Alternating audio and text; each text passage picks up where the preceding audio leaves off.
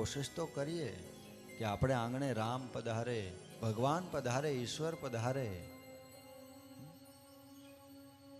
ભગવાન રોજે વિચરણ કરવા નીકળે છે.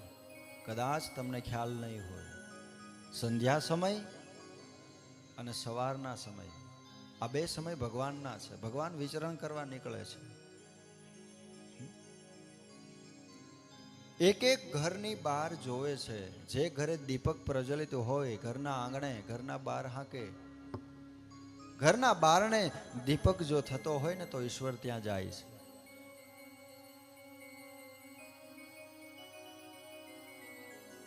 આપણે આપણા ઘરના આંગણે દીપક કરવો જોઈએ, બાર હાંકે દીપક કરવો જોઈએ.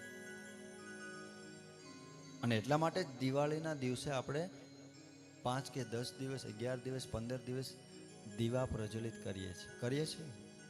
શા માટે? તો કે ભગવાન રામ દિવાળીના દિવસે અયોધ્યા પધાર્યા.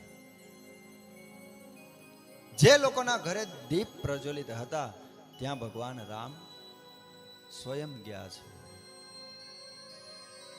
હજી પણ ઈશ્વર સંધ્યાના સમયે વિચરણ કરવા નીકળે છે.